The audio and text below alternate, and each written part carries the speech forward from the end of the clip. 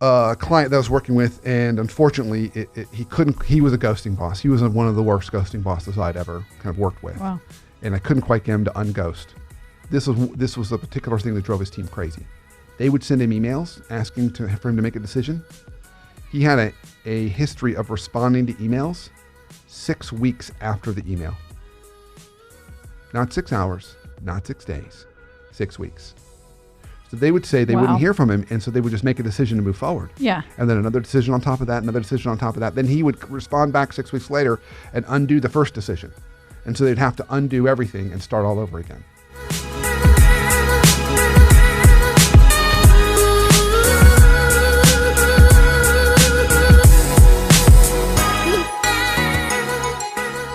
This is the Brandon Smith Show, and of course, I'm your host, Brandon Smith, and the entire purpose of this show is one singular thing. That's to help you live a life that much more free from dysfunction. So, Whitney, you're back. I haven't been able to sleep in weeks with Why? this topic. With this topic today. This topic today. Yes. It's scary. It's scary. It is scary. Sleep in and weeks. Halloween. I just sprung the topic on you. You weren't quite prepared. No, I knew about it. I knew about it. Well, I'm glad to have you back. I've been missing you on the show. No one else to tease where you live? No, not really. Okay. It's just not the same. All right. It's just not the same. That's fine. So for those of you who do not know, Whitney is one of my amazing producers. Oh, thank you, Brandon. Comes on the show. Yeah. And helps to facilitate some conversation with me as we take on one of our leadership therapy sessions, which is what this show is today. We're doing a leadership therapy show. So in other words, I'll offer up a topic, and rather than having a guest, we take on a topic, and Whitney kind of interplays with me, and I become the pseudo kind of guest in this. I get to ask some of the tough questions. You do. So since we're at Halloween, I thought what would be a really cool topic, because I've been having a lot of conversations with a lot of the leaders that I've been working with, and even in big groups. Yes. Around what is their version of Scariest boss. That's my costume. I am a not scary boss. I am a not scary boss. This is a nice boss. So I made a list that I'm not showing you. Don't look at my list. Top 6. I can't even read your handwriting. That's the point. I have nice doctor handwriting. So top 6 scariest bosses. 6 scariest bosses. Yeah. Okay. So just for fun. Oh, I got to guess. Why don't you guess one? Why don't you guess one? I guarantee you're going to guess something on the list. The inconsistent boss. It's on the list. Okay. But I'm using monster names because it's Halloween. I got to be somewhat fun with this. Well, I know we have a ghost boss. I've played this game before. Okay, so this is when Whitney says, or supposed to say, Brandon, what's number 6 on the list? And then I say, Whitney, the ghost I boss? am so glad you asked that question. No, that is not number 6. Oh. It is on the list, though. And the vampire. Number 6 is Frankenstein. Number 6 is, since I'm trying to go with a Halloween theme, Yes. the witchy boss. Ooh, witchy boss. That was not necessary. I think it It was was. horrible. So when you think of the classic witch, I often think of like the cauldron, and they're like stirring the broomstick in the cauldron, and they're making some kind of potion, and they're trying to making spells, and poisoned apples and all that kind of stuff, right? Yes. And so where I think that plays out in the workplace is this would be like the manipulative boss. So I had someone reach out to me earlier this week, and they said, I've got this boss, and I don't know how to deal with this boss. And this would be a version of kind of the witchy boss, because they're really good at creating confusion. Yeah. And then basically blaming their employee for all the problems. They're like, no, I never asked you to do that. What is it? Toil and trouble? Yeah, is that the saying? Something like that. So then what it does is it creates almost a gaslighting effect. Yeah. I did a recent interview on gaslighting in the workplace, and this would be kind of your gaslighting boss, the boss that gets you to constantly question yourself, doubt yourself. So you start to think, I must be the one going crazy around here. Yeah. That's your witch boss. That is Now, very it could witchy. be male or female, but the whole point is they're creating these potions and concoctions that are getting you to kind of question and doubt yourself. So that's number 6 on the list. It's very scary, boss. That is very scary, boss. Yeah. Okay, so question, because often witches first come across as being very nice, and then they switch on you, like with the apple. Oh, yeah. I think that's a great read. This person always comes across as very smooth and nice. Okay. But they create, so the version of the concoctions and potions is vagueness. Okay. They're not very clear. They'll be like, well, I'll just go off and do this thing. And then you'll do it and they'll be like, that's not what I wanted. You guessed wrong. Or they won't quite, they do a lot of politicking and they're good at politics and they can survive because to be a good politician in a corporation, you've got to be very vague. You have the ability to know when not or not practice clarity, because clarity can pin you down to accountability, and that can be the downfall of a witchy boss or a career politician. Interesting. I'm not subscribing that you should go around not creating clarity, because anyone who's listened to the show at all knows I love clarity and I believe it's a healthy thing. So I'm not a fan of this technique. I'm just attending to the fact that you can survive a long time in a corporation if you create all these clouds and concoctions and potions and no one really knows what's going on. Yeah. Number 6, which is then your cue to do the next step. Brandon, what is number 6? No, we just did number 6. Oh, The next number one. 5. Number 5.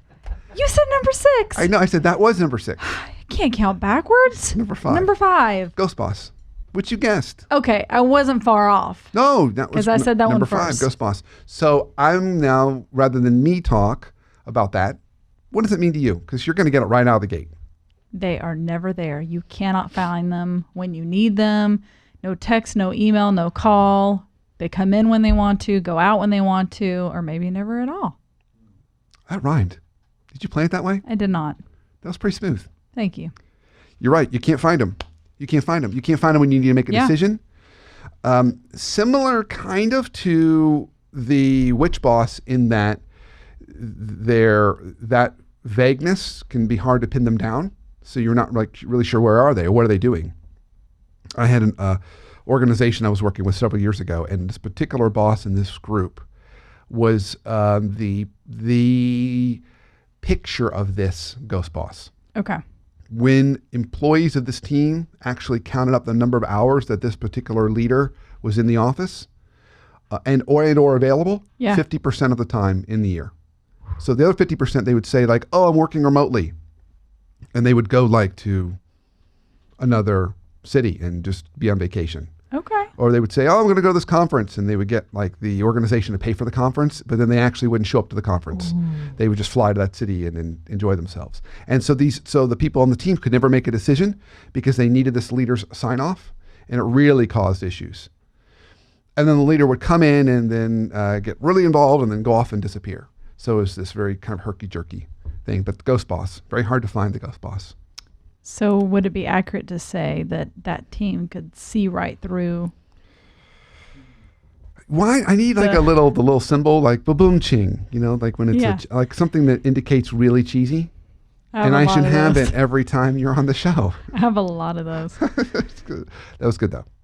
Okay. That was good. Thank you. Okay. So that was our number 5. I'm not going to look. Number 4, Frankenstein. No. Frankenstein will come up though. Okay. It'll come up. I didn't have a really good image for this number 4. So I'm calling it the creeping boss. But it could also be like, creeping is a little too subtle. It could almost be like Chucky, Chucky, the little doll with the knife. Yeah, I know Chucky. Okay, everyone knows Chucky. What about Halloween? What's the thing in Halloween? Maybe the same thing. So the creeping boss or this really boss, creepy. This is the boss who's always right behind you, hovering behind you, like waiting to catch you. Ah, micromanager. Yes. Okay. Yeah. So this is that. So you think about all the horror movies where they're always like right behind the person with the knife. That's the micromanager. So creeping doesn't quite do it justice because it's a lot scarier than that. And so no one likes this boss. This is like not a fun boss. Because they hover over you. They're always trying to catch you doing something wrong. Yeah. You turn around and they're there. Always trying to get you, Yeah. like, ah, there they are. Ah, there they are. Ah, Wow. like that. Ah. That's usually how it goes. It's just like that. Yeah. And then you try to hide in the closet, but they find you anyway because it's the first place they check. They're waiting for you when you come out. Yeah. Out of the bathroom, out of a meeting. Or you open the closet and there they are. Ugh. That's right. Ugh. Yeah. That's scary. Yep. I don't know why that one. Maybe that one should be number one. Ugh. I'm scared of number one now. Yeah, this one's a bad one. This one comes up when I do big groups and I ask and everyone says micromanager. No one likes micromanager because you don't feel empowered. You don't feel trusted. They're very controlling. Yeah. And really the issue is they have insecurity issues. That's why they're doing it, because they don't trust others. And the irony between micromanagers is almost always when I'm working with them, they'll say, well, everyone should trust me, but they won't trust anyone else. Wow. It's like, yeah, why would I trust you if you're not going to trust me? Yeah. Like, why would I do that? It goes both ways. You can't have it one way. But yeah, the micromanagers. And they typically, well, I would say they can only go so far in organizations, but it does depend. I've seen micromanagers pretty high up. They just get really, wound tight, hover over you with the knife. Not ready good. to cut you. Ready to cut you. Yeah. Scary. Very spooky. Are we on number 3? We can go to number 3.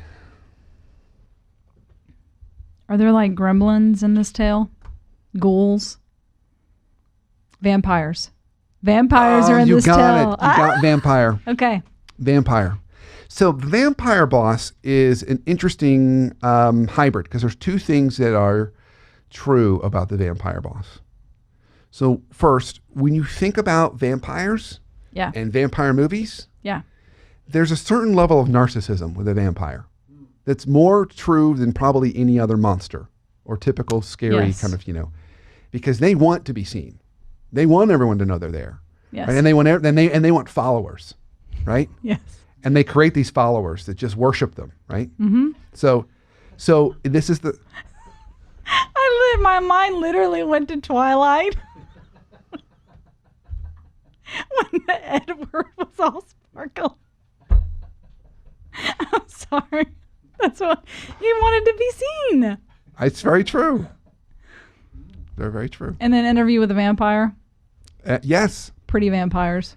I'm saying that's why I'm using it. I think it's unusual because most of our monster types I'm crying. like to hide out. They prefer not to be seen. This particular one wants to be seen. Okay. And wants followers and wants power and very narcissistic. So this is narcissistic boss, okay? But there's also another interesting element around the vampire. So we have the narcissistic boss. Okay. And so they want all the followers and they want to be seen and they want that spotlight. And so they're always trying to get that. And it's always all about them. And so this is the one that wants to make sure that they're doing the presentation. So when I talk to folks I'll be coaching and they'll say, oh yeah, well, my problem with my boss is my senior leader, even though my team did this work and I'm getting ready to present it, they'll quickly grab it at the last minute and say, I want to present it. So they want the spotlight. Okay. Ironically, because we know that vampires don't like sunlight, but this actually is a case where they want to be seen and known. Okay. But there's another... we could say that they suck the energy from others. Yes, we could. That's the second thing I was going to get to after the break. Oh, but that was supposed to be a reveal. Okay, I'm sorry. So now you just ruined the reveal. That I sucked the energy out of that reveal? I'm feeling quite vampired. So we're going to go to break, and when we come back, you're going to pretend like you did not hear what Whitney just said, and we're going to talk about how they also suck you dry. So stay tuned. We're talking about scary bosses. We'll be right back.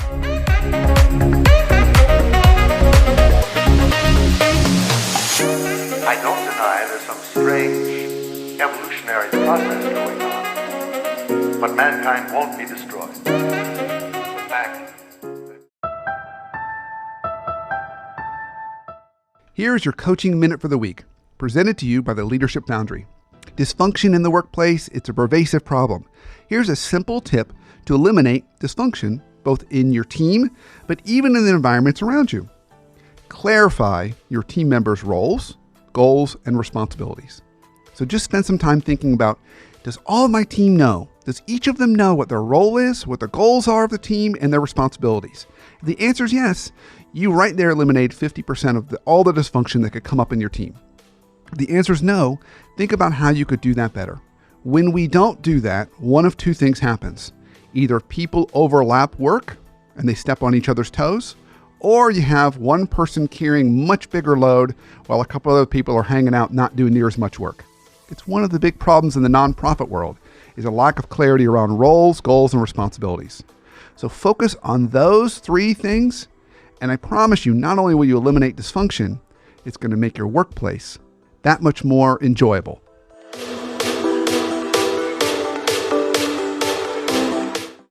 Welcome back from break. Of course, this is the Brandon Smith Show, and today we're talking about scary bosses. And so I've got my amazing producer, Whitney, with us here today. And right before the break, we were talking about the vampire, and I had a big reveal I was going to do. And I'm not allowed to talk the rest of the show. And then you know. So our vampire is an interesting hybrid. And so the first part is the narcissist, because that's what makes vampires unique. The second part is they do suck you dry. And so these are those folks, and it can be coworkers, but think of it in terms of bosses too, where you go in and you're seeing them and they just want to talk. They just want to talk and talk and talk and talk and talk about them. They want to kind of educate you or teach you or enlighten you or let you see how great they are. And so you can tell if it's a true vampire boss if while they're talking, two things are happening. First, they don't ask you hardly any questions. But second, most importantly, you can feel your energy dropping. Interesting. You can feel yourself getting more and more tired the longer you're in their presence. And this may even be in meetings that they run. And as your energy is dropping, you can see their energy go up. So they're literally sucking the energy from you and then transferring it to themselves. Like having that audience, like gets them really excited. So if you go home tired from work every day, it could be your boss. Oh yeah, it could totally be your boss. Yeah. Yeah. And you don't know why. Because I feel like that's one of those things that like when you got that itch, but you don't know where it's at. I feel like that's a vampire boss. Because I don't know that it's something that you immediately recognize. Yep. I think that's absolutely true. Absolutely true. When we get to the very end of our list, yes, we'll go back to them all again. Okay. And I'll give some antidotes for each one. Nice. Silver bullets, if you will. Silver bullets. Okay. Yes. Yeah. Okay. So that was number 3. So we've covered 6, 5, 4, 3. Number 2 is next. That's right. Twice. You got it. Twice in one episode. Do I get to guess again? Yes. Have I said a name that we haven't done? Yes, you've said it. Frankenstein. Yes. Frankenstein is number 2. Frankenstein is number 2. So here's what I mean by Frankenstein. Frankenstein, if you think about the classic Frankenstein. Multiple personalities. No, that's not Frankenstein. He's made of different body parts. But he's not. But that's easy. It's like, rah, rah, rah, rah, rah. You don't really clearly understand. And there's a lot of like stomping around, yelling, and like smashing things. Okay, right? Okay. I see where this is going. Okay. So this is kind of like your angry boss. Angry, kind of abusive, not very good communicator, just always seems in a really bad mood. Okay. Kind of a little scary kind of presence. So you're like always like, they're in a bad mood today, or he or she's grumpy today. Yeah. And so you want to kind of stay away from them. And he can't tell you why. I'm personally a very big Walt Disney fan. However, in biographies that are written about Walt Disney, they would say that sometimes he would come in in these Frankenstein kind of moods. Oh, wow. And so then the people would say he's wearing his bear suit today, is what they would say. That's kind of that would be the cue that they would warn everybody. He's grumpy today. You don't want to go in there because he's going to bite your head off. Yeah, yeah. So this is the kind of the angry, grumpy, bad mood, not very good communicator, kind of boss. Are they in bad moods more than they're in good moods? Yep. They're generally in a state of grumpiness. Wow. So you generally, you don't want to be too close to them because if you're too close, you're going to bear the wrath of their grumpiness. Wow. Because they're looking to kind of blame somebody else or make someone else feel like it was their fault. So that's our Frankenstein. Okay. Number one. You're not going to guess number one. You kind of guessed it already, but you're not going to guess the term I use for number one. This is the scariest boss, everybody. The scariest boss. I don't know. Because Creeper. Dr. Jekyll and Mr. Hyde. Okay, yeah, I wouldn't have guessed that one. Which is... I mean, I know the highly inconsistent boss. Or the unmedicated bipolar boss. You don't know what you're going to get. So research has shown that the worst kind of boss to work for is none of the first 5 that we've listed. It is the highly inconsistent, unmedicated bipolar. I'm adding the unmedicated bipolar part, but it's the highly, highly inconsistent boss because that creates the most anxiety and you can't manage to it. Yeah. All the other 5 bosses, you know they're going to operate this way. But this one, you don't know what you're going to get. You literally, you're waiting outside in your car, gripping the steering wheel, ready to go into the office that day, and you have no idea what's going to happen to you. You could get a bonus. You could get fired. Either are equally probable. It has nothing to do with your performance. Just has to do with, are you going to get Dr. Jekyll or are you going to get Mr. Hyde? You don't really know. So that's the worst boss. Worst boss to have. Horrible, worst boss to have. I'm not going to be able to sleep tonight. I know. Scary. Which of these do you think you are?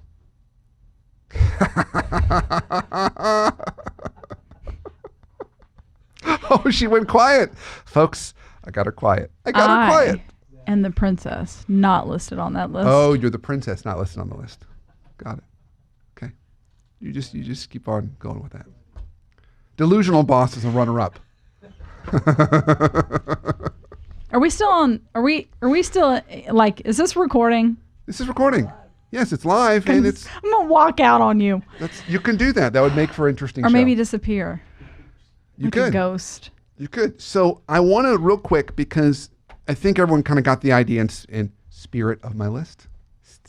Spirit, get that? That was good. But I do think it's helpful to say, are there any antidotes for these? Yeah. And if so, what are they?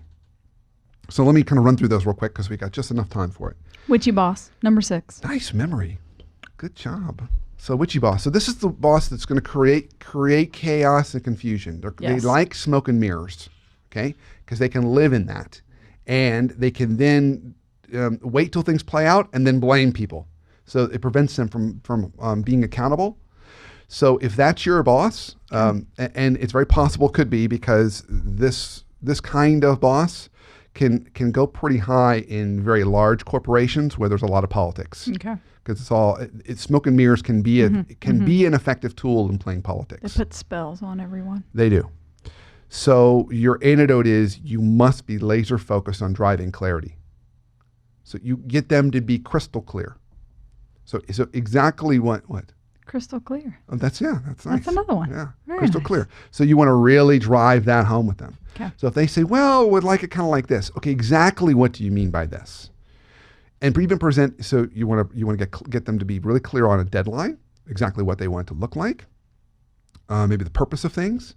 So you really want to try and drive clarity when they're asking you to do something.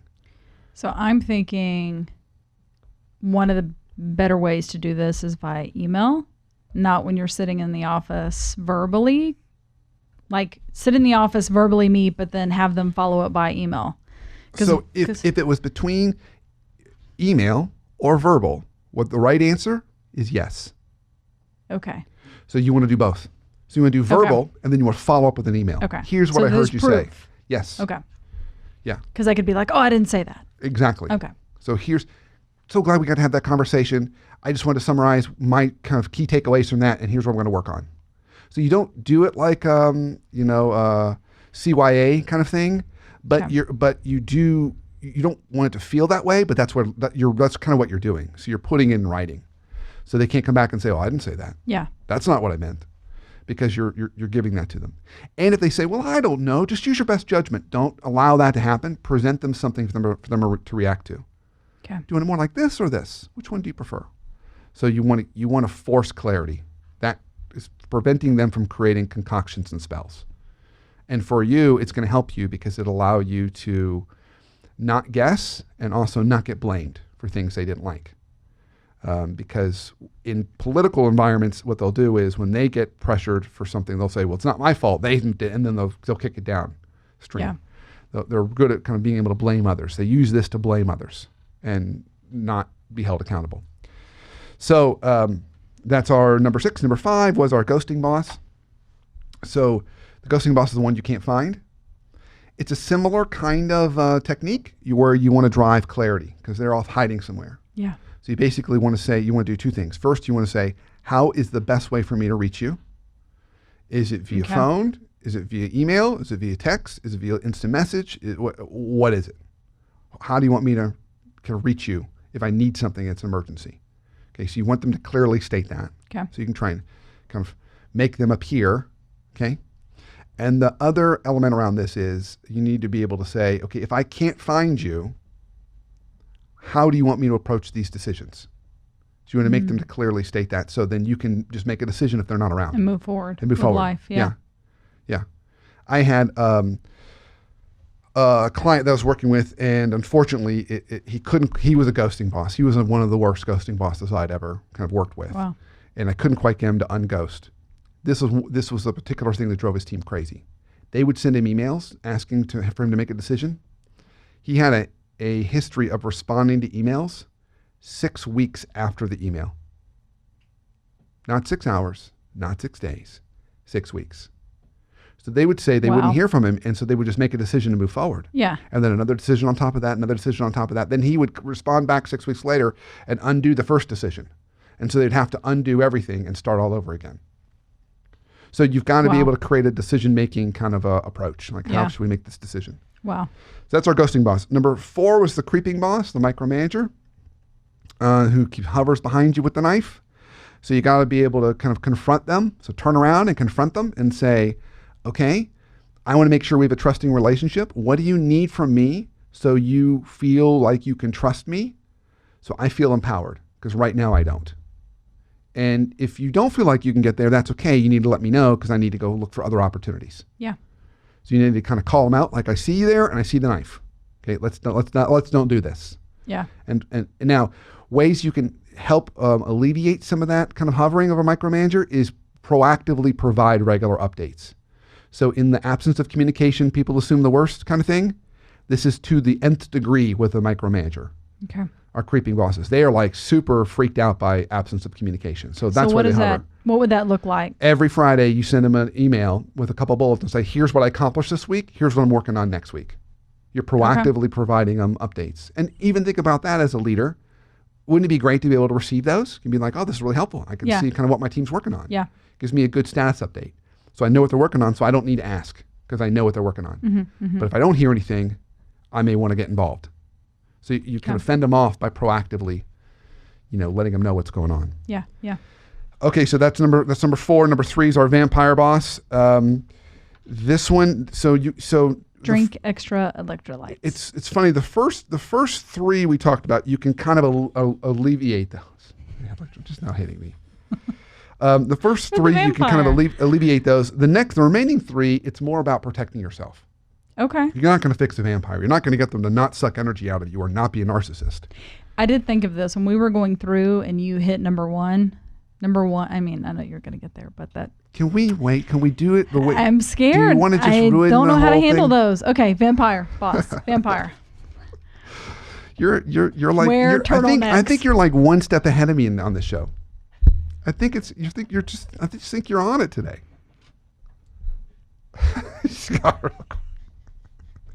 So the vampire. So this is the one who, again, sucking energy out of us.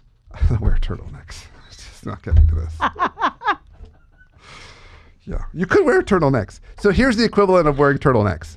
So you want to keep your distance from these folks as much as you can. So let me honor 2 things in here. You can't, if you try and make them not feel like they're important, they will turn up the volume and try and make people think you're unimportant. Because they view, a narcissist views importance and spotlight as a scarce commodity.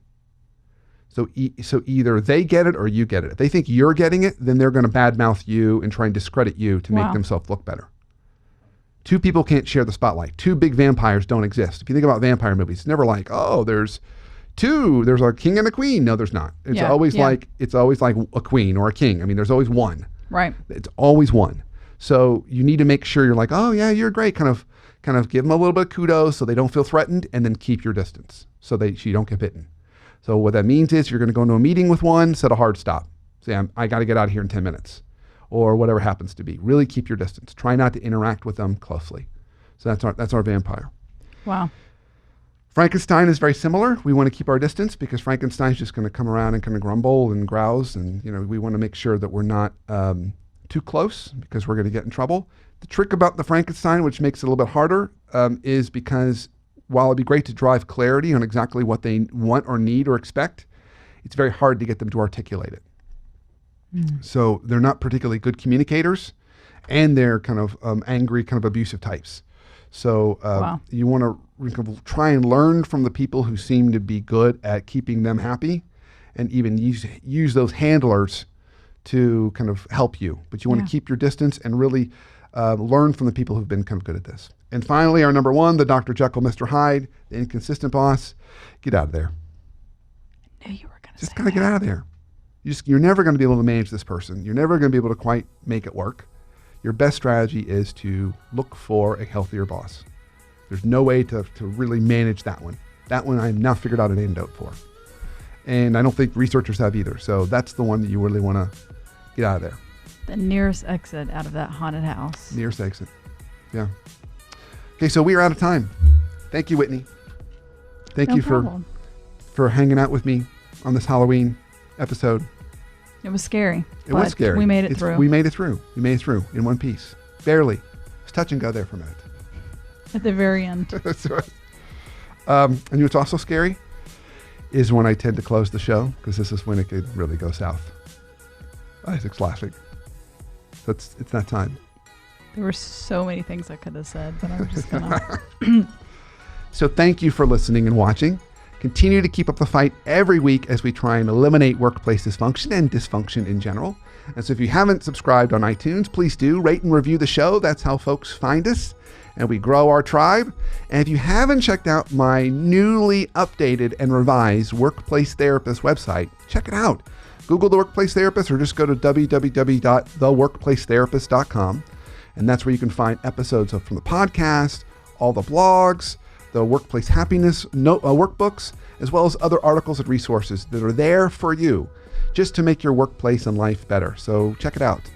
And until our next show, in addition to having a happy Halloween, see, there it is. I was still doing so well until I got to that part. Have a happy Halloween and have a great week and a wonderful life.